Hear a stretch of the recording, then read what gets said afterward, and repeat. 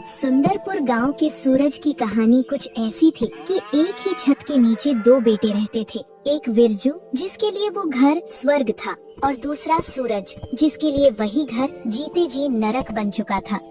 तपती धूप में सूरज पसीने से नहाया हुआ था। उसके कंधों पर हल रखा हुआ था। वो बैल की जगह खुद जुता हुआ था और हल खींच रहा था। उसकी सांसें उखड़ रही थीं। ठीक सामने पेड़ की ठंडी छांव में एक खटिया पर विरजू और पास में मंगू मामा बैठा हुआ था। अरे ओ सूरज, क्या हुआ बे? चाल धीमी पड़ गई। बैल मर गया तो क्या हम भूखे मरेंगे? चल जोर लगा। ऐशा। अरे भांजे, ये सांड ऐसे नहीं चलेगा, इसे तो चाबुक चाहिए। बिरजू भैया, मंगू मामा, अब और नहीं होता। सुबह से पेट में अन्न का एक दाना नहीं गया। प्यास से गला चटक रहा है। वो घड़े में थोड़ा पानी है, उसमें से एक गिलास पानी मुझे दे दो। पानी? अरे वो नौकर, ये पानी मेरे लिए है। माँ ने इसमें केसर और बादाम घोला है। तेरे जैसे गंदे कामगार को ये पानी पिलाकर मैं लोटा अशुद्ध करूँ क्या? सुना तूने? छोटे मालिक को प्यास लगी है इसलिए वो पियेंगे, और तुझे प्यास लगी है तो पसीना पी अपना। चल काम कर। खून के रिश्तों में इतना फर्क था। एक भाई बादाम वाला दूध पी रहा था और दूसरा पसीने की बूंदों से प्यास बुझा रहा था। सूरज ने आसमान की तरफ देखा। सूरज की तपिश उसकी चमड़ी जला रही थी, लेकिन सौतेले भाई की बातें उसकी रूह जला रही थी। शाम हो चुकी थी। तभी सूरज लड़खड़ाते हुए धूल में सना हुआ घर आता है। ले मेरे लाल, दिन भर पेड़ के नीचे बैठकर पढ़ाई जो की है, दिमाग थक गया होगा, खा ले। माँ, आज खाना बहुत स्वादिष्ट बना है। माँ, वो देखो आ गया आपका मुफ्तखोर। आ गया? बड़ा जल्दी काम खत्म हो गया, या हल बीच में छोड़कर भाग आया? माँ, पूरा खेत जोत दिया, अब तो खड़े होने की भी ताकत नहीं है। बहुत भूख लगी है, कुछ खाने को दे दो। हाँ ठीक है, ले खा ले। और सुन, दाल खत्म हो गई है, नमक और पानी के साथ खा लेना। सूरज उस जली रोटी को देखता है। उसकी आंखों में आंसू थे। वो देखता है कि विरजू खीर खा रहा था और वो रोटी। माँ, मैं भी तो आपके बेटे जैसा हूँ। पिताजी कहते हैं आप मुझे सगी बेटे जैसा प्यार दोगी। जुबान लड़ाता है। सगा सगा होता है और सौतेला सौतेला। मेरा बेटा राज करने के लिए पैदा हुआ है और तू मजदूरी करने के लिए अपनी औकात में रहे। एक पिता घर की नींव होता है, लेकिन जब नींव ही हिल जाए तो दीवारें गिरने में वक्त नहीं लगता। रामदीन, जो सूरज के पिता थे, उनका दुर्घटना में एक पैर चला गया था। वो ना तो चल सकते थे और ना ही कुछ बोल पाते थे। पिताजी, आपने तो कहा था कि माँ मुझे अपने बेटे जैसा रखेंगी। दिन भर खेत में आप सभी को पालने के लिए मेहनत करता हूँ, लेकिन हमें तो फिर भी यहाँ सही से 2 वक्त का खाना भी नसीब नहीं हो रहा है। वो हमें अपना बेटा समझती ही नहीं है। रुक्मिणी को डर था तो कभी न कभी हिस्सा मांग लेगा। अब उसे रास्ते से हटाने की आखिरी चाल चली गई। मंगू, तेरे जीजा जी की हालत देखकर लगता है कि वो अब ज्यादा दिन तक नहीं रहने वाले। अगर उनके जाने के बाद इस सूरज ने अपना हिस्सा मांग लिया तो हमें गांव की रीति रिवाज के हिसाब से उसे देना ही होगा। अगर हमने ऐसा नहीं किया तो सारा गांव हमें दोष देगा। जीजी, ये लौंडा बहुत ढीठ है, इतनी बेइज्जती खाकर भी घर नहीं छोड़ रहा। उस रात में सन्नाटा था, लेकिन रामदीन के सीने में तूफान मचा हुआ था। बरसों की बेबसी और बीमारी ने आखिरकार उनके शरीर को तोड़ दिया था। पिताजी आंखें खोलिए, आपको तो बहुत तेज बुखार है, शरीर आग की तरह तप रहा है। पिताजी, मैं अभी माँ से कहकर वैद्य जी को बुलवाता हूँ। माँ, ओ माँ, दरवाजा खोलिए, पिताजी की तबीयत बहुत बिगड़ गई है, वो सांस नहीं ले पा रहे हैं। मुझे कुछ पैसे दे दीजिए, मैं डॉक्टर को ले आऊँ। माँ, क्या है रे मनहूस, आधी रात को क्यों छाती पीट रहा है? न खुद सोता है न हमें सोने देता है। माँ, मैं आपके पैर पड़ता हूँ, पिताजी बचेंगे नहीं, उन्हें तुरंत इलाज की जरूरत है। मुझे थोड़े पैसे दे दीजिए, पिताजी को बहुत तेज बुखार है। अरे क्या नाटक है माँ इसका, क्यों बेजा चाट रहा है? सुन रे सूरज, तिजोरी की चाबी क्या तेरे बाप ने मुझे दी थी? और किस बात का इलाज? हाँ, अरे वो तो वैसे भी खाट पर पड़ा पड़ा सड़ रहा है। वो जिंदा भी है तो मुर्दे के समान ही है, न कमा सकता है न चल सकता है। माँ, ये आप क्या कह रही हैं? वो मेरे पिता हैं, आपके पति हैं, सिंदूर है वो आपका। सिंदूर और सुहाग तब अच्छा लगता है जब वो घर में 4 पैसे लाए। जो आदमी खुद अपनी मैली धोती नहीं बदल सकता, उस पर मैं जमा पूंजी फूंक दूं? जब भाग यहाँ से। अगर उसकी मौत आई है तो उसे कोई नहीं रोक सकता। डॉक्टर बुलाकर पैसे बर्बाद करने का मुझे कोई शौक नहीं है। माँ, मेरी बात तो सुनो माँ।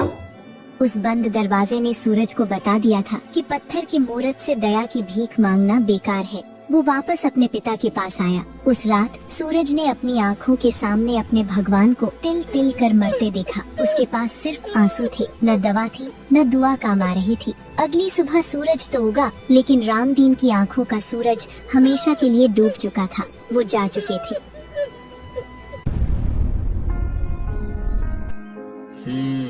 तो जीजी, क्रियाकर्म सब निपट गया। गांव वालों को खाना भी खिला दिया। अब घर का कुछ शुद्धिकरण करना पड़ेगा। सही कह रहे हो मामा। वैसे भी घर में राशन कम पड़ रहा है और खाने वाले मुंह ज्यादा है। माँ, मैं कल से खेत पर ज्यादा काम करूँगा। पिताजी नहीं रहे तो उनकी कमी मैं पूरी करूँगा। तू पूरी करेगा कमी? अरे ओ अभाग, जिस बाप के दम पर तू यहाँ टिका था वो तो गया। अब तेरा इस घर में क्या काम? माँ, ये मेरा भी तो घर है। तेरा घर? अरे बिरजू, जरा कागज तो दिखा इसे। देख, पिताजी मरने से पहले सब कुछ माँ के नाम कर गए हैं और माँ चाहती है कि तू अब यहाँ ना रहे। तू पनौती है, पनौती। सीधी बात ये है सूरज कि अब मैं तेरा मनहूस चेहरा नहीं देखना चाहती। निकल जा मेरे घर से इसी वक्त।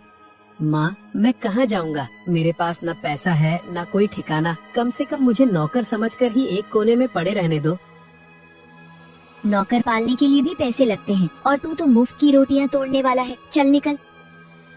रुक्मिणी उसका हाथ पकड़कर घर से बाहर निकाल देती है। जिस घर की ईंटें उसने अपने पसीने से सींची थी, आज उसी घर ने उसे अजनबी बना दिया था। आखिरकार भारी कदमों से उसने अपनी किस्मत को स्वीकारा और उस गांव की पगडंडी पकड़ ली जो जंगल की तरफ जाती थी, जहां इंसानों से ज्यादा रहम शायद जानवरों में होता है। चलते चलते सूरज एक घने जंगल में पहुंचा। भूख और प्यास से उसका हलक सूख रहा था, लेकिन दिल का दर्द पेट की भूख से कहीं बड़ा था। वो एक पुराने बरगद के पेड़ के नीचे थक कर बैठ गया। क्यों? आखिर क्यों भगवान? मैंने किसी का क्या बिगाड़ा था? माँ छीनी, पिता छीने, घर छीना। अब क्या मेरी जान लेकर ही मानोगे? अगर यही न्याय है तेरा तो आज मुझे भी उठा ले। मैं जीना नहीं चाहता। तभी हवा के झोंके के साथ एक धीमी आवाज आती है। बेटा, कोई है? आकर मेरी थोड़ी मदद कर दो। सूरज चौंक गया। इस वीराने में कौन हो सकता है? ये कौन है? यहाँ इतने घने जंगल में कौन हो सकता जो मदद के लिए पुकार रहा है? उसने आंसू पोंछे और आवाज की दिशा में बढ़ा। झाड़ियों के पीछे एक पेड़ के नीचे एक बूढ़ी अम्मा बैठी थी। अरे, ये तो कोई बूढ़ी अम्मा है। मुझे पास जाकर पूछना चाहिए, क्या बात है? सूरज उनके पास जाता है और उनसे पूछता है, अम्मा, आप यहाँ इस जंगल में अकेली क्या कर रही हो? ये जंगल तो जानवरों का है। बेटा, क्या तू मेरी मदद कर सकता है? ये लकड़ियों का गट्ठर उठाकर मेरे सिर पर रख दे, मैं कैसे भी करके ले जाऊंगी।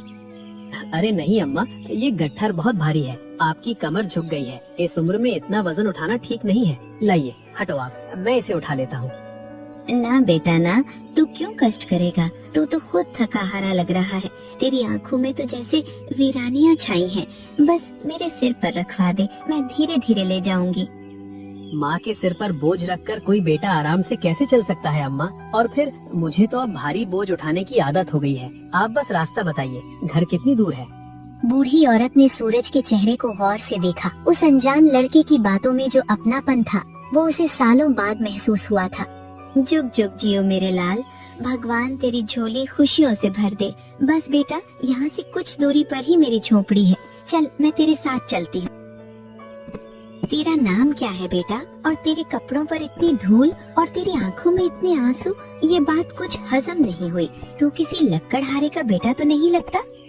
नाम सूरज है अम्मा, पर अब लगता है कि नाम बस नाम ही रह गया है। रोशनी सब छिन गई है। और कपड़ों की बात मत पूछिए, अभी कुछ देर पहले तक मैं भी एक घर वाला था।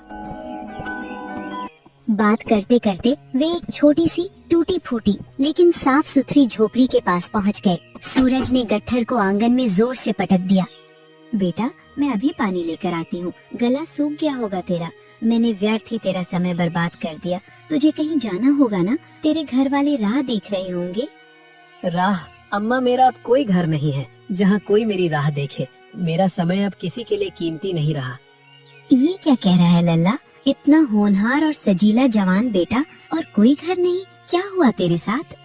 क्या बताऊं अम्मा, बचपन में मेरी सगी माँ मुझे और पिता को छोड़कर चली गई। पिताजी थे तो सब अपना था, उनके जाते ही सब पराया हो गया। जिस घर को मैंने अपने खून पसीने से सींचा, उसी घर से सौतेली माँ ने मुझे निकाल दिया। कहा कि मैं पनौती हूँ, मेरे ही पिता की छत के नीचे मेरे लिए कोई जगह नहीं बची। मैंने बहुत मिन्नतें की अम्मा कि मुझे नौकर बना कर रख लो, बस एक कोने में पड़ा रहूंगा, पर उन्होंने मुझे धक्के मार कर निकाल दिया। अब न सिर पर छत है, न पेट में दाना और न ही जीने की कोई वजह। सूरज का दर्द सुनकर अम्मा का कलेजा कांप गया। चुप हो जा मेरे बच्चे, चुप हो जा, रोते नहीं। देख देख मेरी तरफ, तुझे लगता है तू अकेला है? इस दुनिया में दुख सबको है बेटा। सूरज, तू कह रहा था ना कि तेरा कोई घर नहीं है। देख, ये टूटी फूटी झोपड़ी ही सही, पर आज से ये तेरा घर है।